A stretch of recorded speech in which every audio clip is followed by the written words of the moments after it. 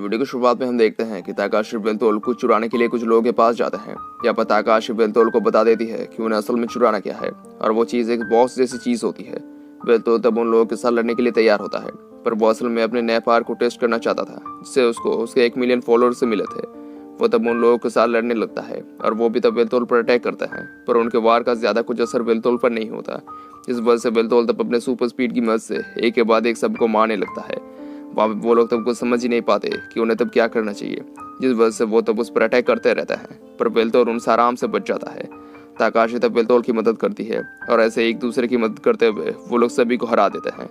बेल्तोल तब उन लोगों को हथियारों को देखने लगता है और तब ताकाशी वहाँ पे आने लगती है, पर तभी बेल्तोल को कुछ महसूस होता है। वो तब ताकाशी को दूर रहने कहता है। वहाँ पे तब एक रोबोट जैसी चीज आती है। वहाँ पे आते ही वो तब बेल्तोल पर अटैक कर देती है। बेल्तोल तब उसके अटैक से बचता है और उस पर शूट कर देता है। इससे तब ताकाशी भी उसे देख पाती है। वो तब कहती है कि इसे माकितो गियर कहा जाता है और ये शहर के स्पेशल गार्ड्स में से एक है। अब बेल्तोल को वहाँ से भाग जाना चाहिए, क्योंकि वो अकेले कभी भी उसे नहीं हरा सकेगा। बेल्तोल तब उसकी बात नहीं मानता और अपने पावर्स लेवल को जानने के लिए उसके साथ लड़ने लगता है और उस पर शूट कर देता है। माकिनो गियर तब बेल्तोल पर अटैक कर देती है, पर बेल्तोल तब किसी तरह से बच जाता है और उस पर अटैक करता रहता है। उसे तब माकिनो गियर पर कुछ भी असर नहीं होता। बेल्तोल तब बताता है कि वो अब देखना चाहता है कि उसके मिलियन सब्सक्राइबर्स से उसे कितने पावर्स मिले हैं। बेल्तोल तब अपना असली डीमन लॉर्ड वाले रूप में आ जाता है, पर माकिनो गियर भी अपने पावर को एक्टिवेट करता है। ताकाशी तब उन्हें देखकर ये समझ जाती है कि वहाँ पे अब कुछ न कुछ धमासान होने वाला है। वहाँ पे तब माकिनो गियर और बेल्तोल की फाइट शुरू हो जाती है। जहाँ पर उन दोनों के बीच में तब बहुत जोरदार फाइट चलने लगती है। बेल्तोल तब उस फाइट के मजे लेने लगता है, पर एक समय पर माकिनो गियर उसके एक हाथ को काट देता है और दूसरे झटके में ही उसके सर को उड़ा देता है। उसे तब लगता है कि उसने शायद बेल्तोल को हरा दिया है, पर बेल्तोल का सर वहाँ पे तब बात करने लगता है, यानी वो तब भी जिंदा होता है। बेल्तोल की बॉडी तब उसके सर को अपनी असली जगह पर लगा लेती है। ऐसे तब वो वापस से पहले जैसा हो जाता है। बेल्तोल तब माकिनो गियर के पावर को देखकर बहुत खुश होता है, क्योंकि उस दुनिया में भी उसे कोई ताकतवर मिल चुका था, पर उसके पावर्स के आगे वो कुछ भी नहीं था। बेल्तोल तब एक हथियार को बुलाता है जो उसके ताकतवर हथियारों में से एक था। वो तब एक ही झटके में माकिनो गियर के दोनों हाथों को काट देता है और पलक झपकाते ही उसे हरा देता है। थोड़ी देर बाद बेल्तोल को वो बॉक्स मिल जाता है। इससे लेने वो लोग आए थे। वहाँ पे तब ताकाहाशी आती है और बताती है कि बेल्तोल सच में कमाल का था। उसके सर को काटने के बाद भी वो जिंदा था। वो लोग तब देखते हैं कि वो माकिनो गियर IJMI कंपनी ने बना था। बेल्तोल तब ताकाशी से उस बॉक्स के बारे में पूछता है। इस पर ताकाशी कहती है कि वो एक स्टोरेज डिवाइस है और उसके अंदर जो फाइल है वो फाइल उसके क्लाइंट को चाहिए थी। वो लोग तब उस फाइल को देखने लगते हैं जो उस बॉक्स के अंदर था। उन्हें तब उसके अंदर से एक लिस्ट मिलती है। उस लिस्ट में लोगों के नामों को देखकर तब बेल्तोल को पता लगता है कि वो सभी लोग इमॉर्टल थे।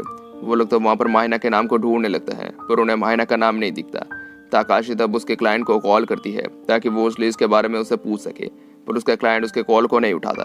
ताकाशी तब बताती है कि उसे अब उसके क्लाइंट के साथ मिलना होगा, तभी उसे उस लिस्ट के बारे में कुछ पता चलेगा। बेल्तोल तब कहता है कि जबकि उस लिस्ट में सभी इमॉर्टल्स के नाम हैं, तो उसके किंग होने के नाते उसे यह पता लगाना होगा कि आखिर वहाँ पर चल क्या रहा है। थोड़ी देर बाद वो लोग एक बिल्डिंग के पास जाते हैं जहाँ पर ताकाशी के क्लाइंट एजू रहता था। ताकाशी और बेल्तोल तब बिल्डिंग के अंदर चले जाते हैं, जब ताकाशी बिल्डिंग की सिक्योरिटी को हैक कर लेती है। इससे वो लोग आराम से बिल्डिंग के अंदर जहाँ चाहे वह जा सकते थे। वो लोग तब एलिवेटर के अंदर चले जाते हैं ताकि वो लोग एजू के फ्लोर तक जा सके। ताकाशी कहती है कि एजू 13 फ्लोर में रहता है, पर 13 फ्लोर तक डायरेक्ट नहीं जा सकता।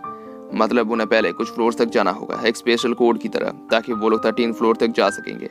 वो दोनों तब वैसा ही करते हैं। थोड़ी देर बाद वो लोग उस फ्लोर तक पहुंच जाते हैं जहाँ पर एजू रहता था। एलिवेटर से निकलने से पहले ताकाशी बेल्तोल को रोकती है, क्योंकि वहाँ पर ट्रैप भी लगे हो सकते थे। इससे उनकी जान भी खतरे में आ सकती थी, पर बेल्तोल तब चारों तरफ देखकर ये बता देता है कि वहाँ पर कोई ट्रैप नहीं है। ताकाशी तब उसके इस पार्ट्स को देखकर बहुत हैरान होती है। वो लोग तब एजू के गेट के पास जाके डोरबेल बजाने लगते हैं, पर बहुत बार कोशिश करने के बाद भी एजू दरवाजा नहीं खोलता। बेल्तोल तब देखता है कि उसका दरवाजा पहले से ही खुला हुआ था और इसे देखकर तब ताकाशी बहुत ज्यादा हैरान होती है, क्योंकि एजू जैसा एक आदमी जिसके इतने सारे दुश्मन थे, वो उसके घर के दरवाजे को खुला कैसे रख सकता था। वो लोग तब घर के अंदर घुसने लगते हैं, पर घर के अंदर उन्हें बहुत अजीब सी स्मेल आने लगती है। बेल्तोल तब समझ जाता है कि वहाँ पर जरूर कुछ न कुछ गड़बड़ है। वो लोग तब एजू को ढूंढने लगते हैं, पर बहुत ढूंढने के बाद भी एक रूम में उन्हें एजू की लाश मिलती है। एजू को देखकर, उसके खून को देखकर तब बेल्तोल ये बता देता है कि एजू की मौत कुछ दिन पहले ही हो चुकी थी। वो लोग तब देखते हैं कि किसी ने एजू के सीधे दिल पर और उसके गर्दन के फेमिलिया पर चाकू मारा था। बेल्तोल तब बताता है कि किसी भी मॉडल को मारने के लिए उनके हार्ट में चाकू घुसाना काफी होता है, फिर एजू के गर्दन को भी काटा गया है जहाँ पर उसका फेमिलिया है, यानी कोई नहीं चाहता कि उसके फेमिलिया में जो टाटा है वो किसी को मिले। ताकाशी तब बताती है कि क्या इन सब का लेना देना उस लिस्ट से है जिस पर बेल्तोल उसे पूछता है कि उसे एजू ने कितने दिनों पहले वो काम दिया था।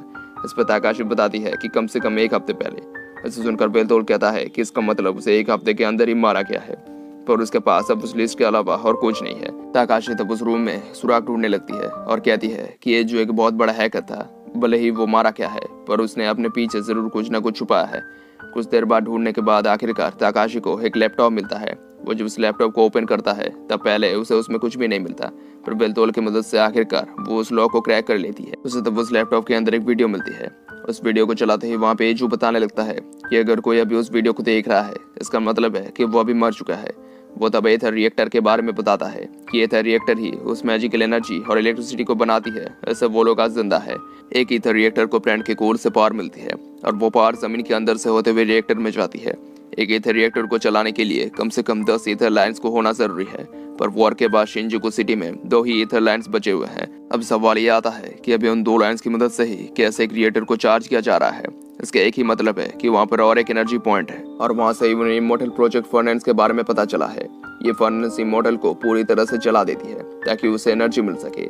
ये मशीन इमोर्टल्स के सोल्स को जला देती है और उसे एनर्जी बनाती है, जबकि इमोर्टल्स के पास बहुत ज्यादा स्पिरिचुअल एनर्जी होती है, इसलिए कि इमोर्टल के सोल को बदले उन्हें इतने ज्यादा एनर्जी मिलती है जितनी उन्हें 10,000 मोर्टल से भी नहीं मिलती।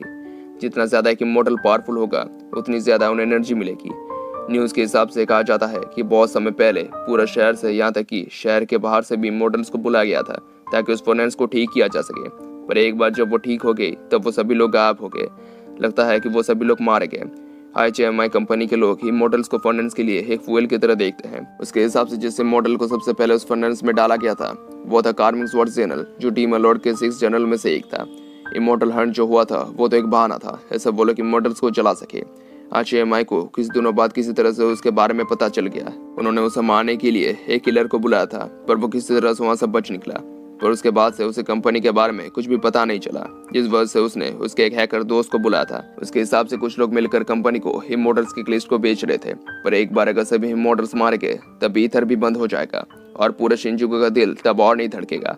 उसके हिसाब से उस फर्नेस को नहीं होना चाहिए, पर अभी उन्हें अगर कोई बचा सकता है तो वो है खुद डीमन लॉर्ड, जो सालों पहले चले गए थे। बेल्तोल तब उस वीडियो को देखकर ये ठान लेता है कि इमोर्टल्स के किंग होने के नाते उसे अब अपनी जनता को बचाना ही होगा। ताकाशी तब भी फैसला करती है कि वो एजू के लाश को गार्ड्स को दे देंगे। वहाँ पर तब बेल्तोल माइना से कांटेक्ट करने की कोशिश करता है ताकि उसे ये सब बता सके, पर बहुत कोशिश करने के बाद भी वो उसके साथ कांटेक्ट नहीं कर पाता। इसके साथ ही वीडियो खत्म हो जाता है। Thank you for watching.